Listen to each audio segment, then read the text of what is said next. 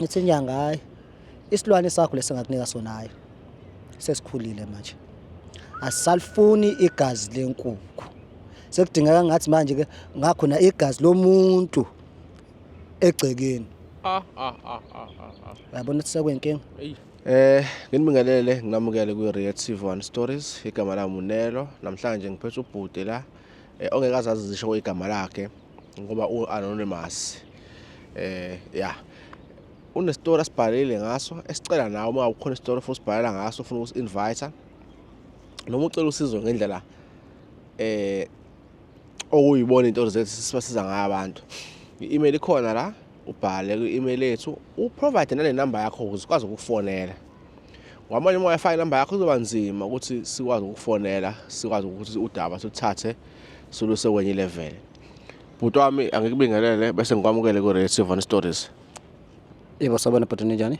No siyaphila kakhulu bhuti wami siyajabula ukuthi ukhona lekhaya ukwazi ukuthi ucula uphumelela oba bayabhale siba invite bese bagcine sebebaleka. Yeah, I know. Mina nje ngibhalelile ku-Reactive One ngoba ade ngifuna uncedo kahle kahle. Yeah. So umuntu angaqala abuze ukuthi wena ubumuntu onjani because lento la i-background umuntu i very important because ezinye izinto umuntu akayithatha nge-background uthi okay shuthi lo kanje ngithi that's why ukuze ukufika la wena ukhule emndenini onjani ukhule umfana onjani nje. Mina ngikhule nje kahle kakhulu yonke into yami ibe right ngoba nje amabanga amaphansi ngafundele ezikoleni lezi zabantu zabelungu zabantu aba right ngana kumabanga phezulu ama high grade ngafunda nje nabelungu ngaze ngaye eVarsity nalapho futhi bengifunda nabelungu. I still remember elokhunyana e-high school bengibhodile futhi nakhona impilo yami nje ibe smooth all along. Okay nami ngake ngahlala e-boarding school so siya connect lapho ngoba e-boarding school i-culture yakho different than umuntu ongahlanga e-boarding school but ngenyanga sokuchaza lokho so ukhule emndenini no rights affordayo. Yeah ngikhule nje emndenini no right ongasweli. Ungasweli ngeke ngisho siya afforda ukuthi kodwa nje akuswali. No ngiyathanda lelo qiniso lelo ngoba ikhathi esiningi umuntu uma enenkinga kuhlezi kube ngazi ukuthi labantu laba soke kade beswele. Kuyangijabulisa ukuthi wena uqhamuka cha mina bengiphuma emndenini ongaswele. Inikeza umqondo different ukuthi akubona bonke abantu abaswele kuphela agcina sebengena kwinkinga lezo ongene kuzona wena. So awusithathe kusibeke uqedela university wagogoda wawuthisha. Ufika kanjani ke kule nkinga ubhekene nayo? Ngathini ngiqedile university ngaba neziqu ngagogoda ngathola umsebenzi lo wokuthisha. Impilo bemnandi online nje isarali yami yokuqala was happy ngakho bengihola abo 20,000 mhlambe ke 35,000 makwenzekile yabo because kuba khona nama extra classes abafunda abangenayo. Okay shuthi labo usebenza e-private school.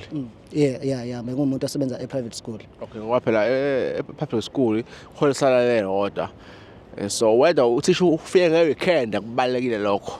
Hayi thina hola nje kuyahlukana angithi yabo mawuthi kuyenza ukuthi mhlawumbe ingane uyibizile ngomgqibelo nangesonto leyo mali ye-account uyabo so ayifana lezi phakathi nezinsuku la Monday to Friday.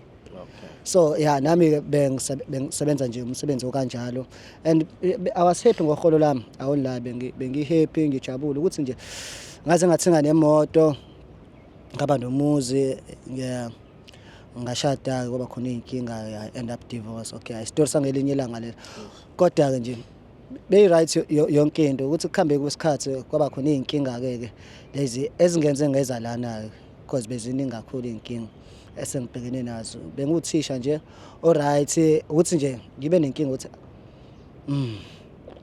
ukuthanda izinto.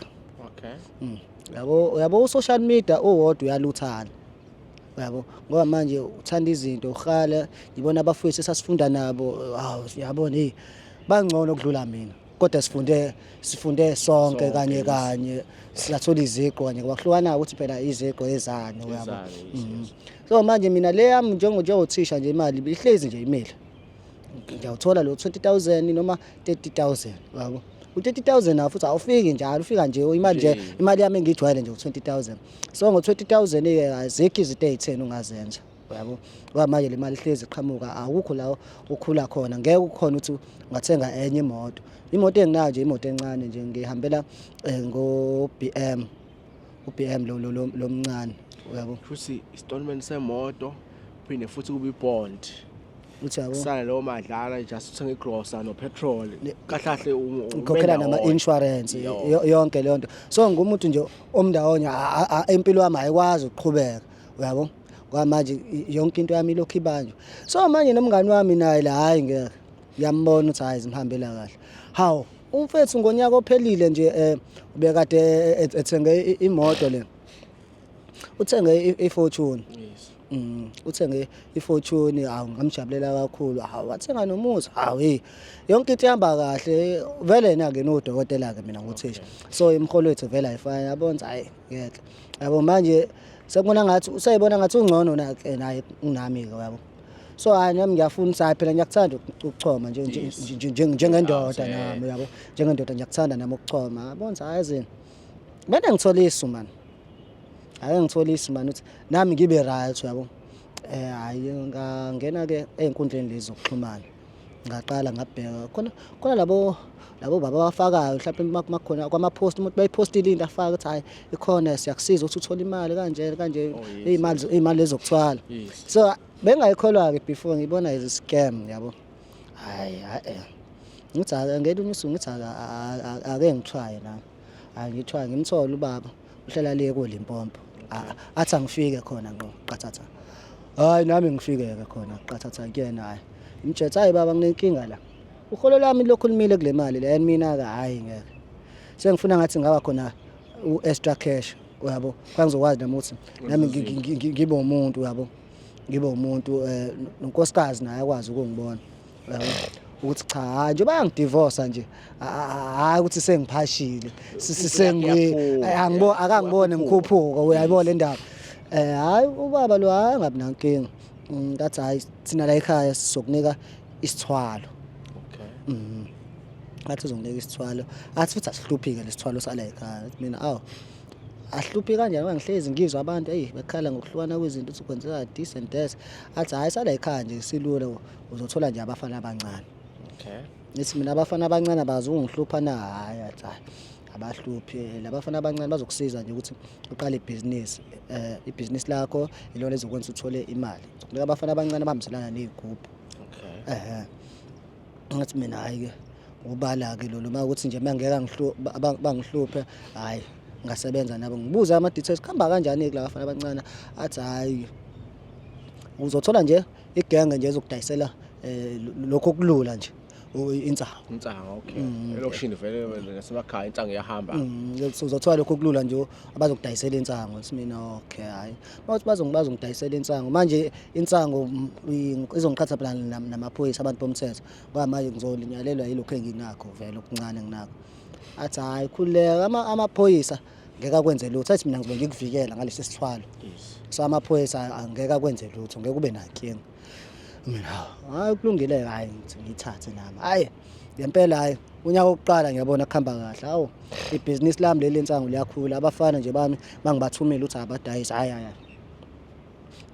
babuya nje kuhlezi kuphelile ngikuphazamise nje kancane for 2 seconds le video le isponsorishwe abaka EasyBet EasyBet inkampani ezokubheja ikhona kwi-app yakho ye-Android noma ungangena kwi-website yabo uma ufuna ucreate i-account yakho ilink nje yokuqala ku-description yale video le create i-account yakho usebenzise i-promo code LOVE50 ukuze usitholele u50 rand mahala nje ngokuthi ucreate i-account wasebenzisa i-promo code uLOVE50 uma ufaka i-deposit yokuqala uthola u150% isibonelo uma ufaka u100 rand uzothola u150 rand for free plus nawo lo 50 rand lo uthola mahala uma ngabe ubhejile wadliwa uzobuyisela ucashback ka15% wemali okade uyifakile bafethu ama-odds aka-EasyBet makhulu kakhulu ahlula wonke ama-betting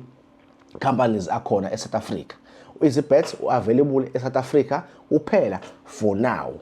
Uzotholakala eAfrika nasemhlabeni wonke jikelele ekuhambeni kwesikhathi. So create i-account yakho namhlanje usebenzise i-promo code uLOVE50. LOVE50. Abakwa-EasyBet bathi siyayithanda i-Reactive One Stories.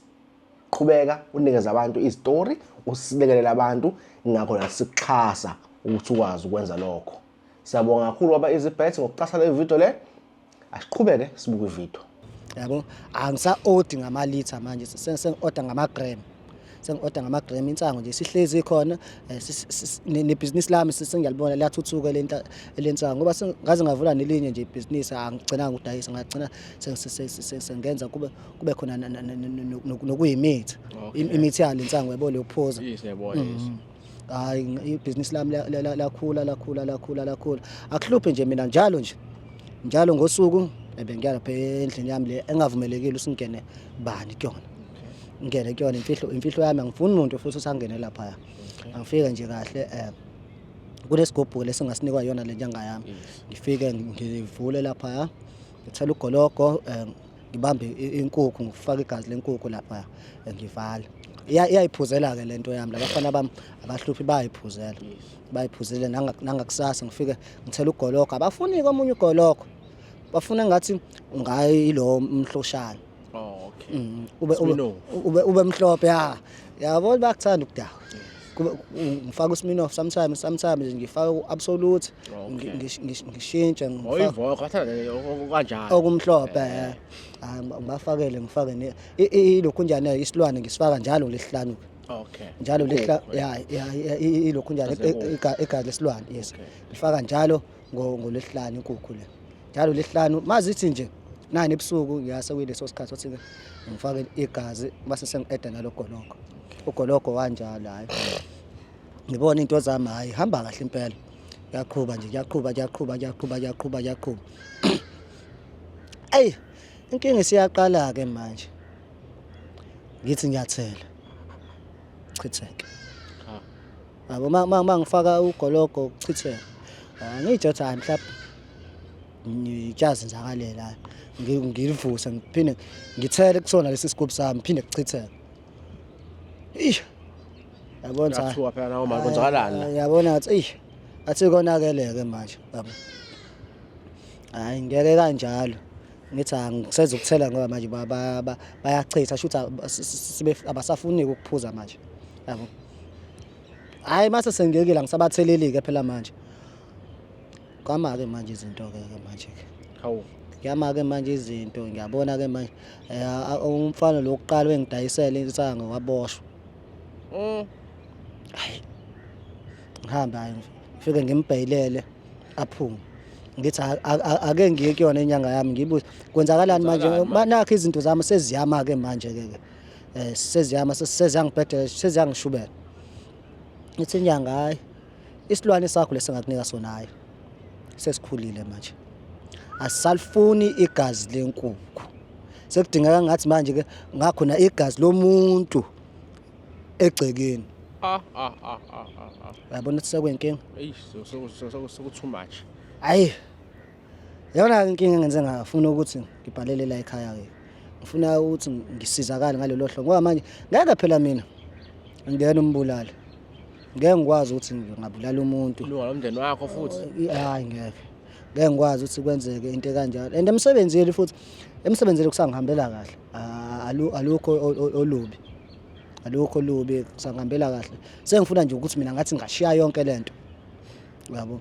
Ngoba manje kwenzeka into engayiqondi. Impilo yami ngiyibona manje iyama manje. Imoto le ngangiyithengile sengi-right ngale mali yalezi igubhu. Ngishayisile ngayo ngacishe ngafa nami. Uthenge iphi imoto? Hayi bengithenge i-H1 Golf 7. Oh yeah. Bengithenge i-H1. So H1 Golf 7. Yeah. Okay. Bengithenge lezo imoto. Le yokuqala ngiyabona ngingena engozini manje ngayo. Ngaba sesibhedlela ngenhlanhla ngaphuma ngoba nakho ngicine ngikwazile ukuthi ngifike la. Yeah, so bengidinga nje usizo kakhulu makhona nje umuntu ongayibona le video. Manje inyanga yakho le yakudala selempompo ithini yona? yona ingitshela ukuthi yona fakile hayi yona khipha. Oh, yona iyakunikeza ayikwazi ukucontrolela afterwards. Ayisangitsheli ithi nje mina into eyongisiza ukuthi ngithole umuntu ngimkhiphe igazi ngilifake kusona ke lesa sigubhu lesa. Leyo nto mina ngeke ngiyenze. Ngoba leyo nto mina ngeke ngiyenze ngempela. Ithi if awuyenzi imapha ama consequences azokwenzeka manje. And futhi ekuqaleni akutshela wena ngegazi lenkukhu nogoloko. Akutshela ngenyakanyaka manje. Angithi yona ke into eyinkinga ke manje. Uyangitshela ukuthi abo njengoba lokhu ngingakwenzi le nto le. Ngenzeka ngiluza umsebenzi wami lo engisebenzayo engawufundela kangaka. Ngilahlekelwa yikho konke bese senginakho.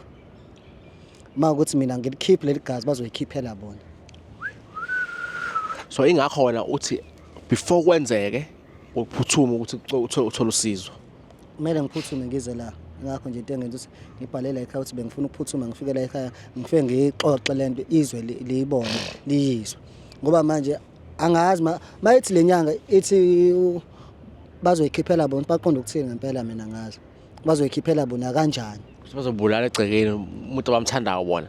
Uyangithi uyabona ukuthi sekuyinkinga ke leyo. Sekuyinkinga enkulu ngoba mina angifuni ukuthi igcine kungena abanye abantu enkingeni ngenxa yephutha lami. Yabo. Okay. No, ngiyakuzwa mfowethu. And isitho sakho sensitive and siyinto efanele ilunge ngokusheshsha.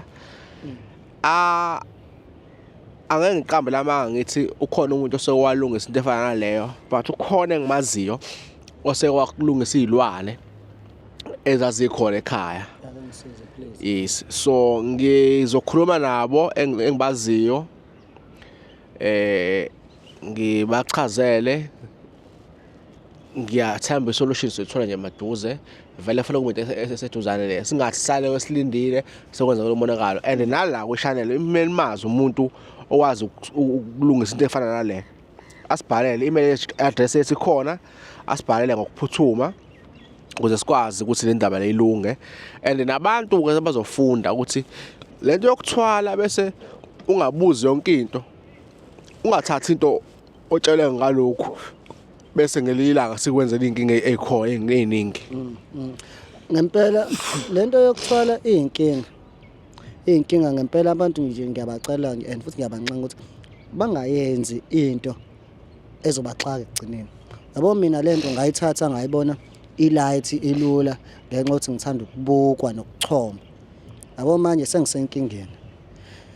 Ngempela makhona umuntu ongakhona ukuthi angisize bengicela ukuthi aphuthume kungaze konakale kakhulu. Sekuqalile vele kuyonakala izinto zami nje akhambi kahle.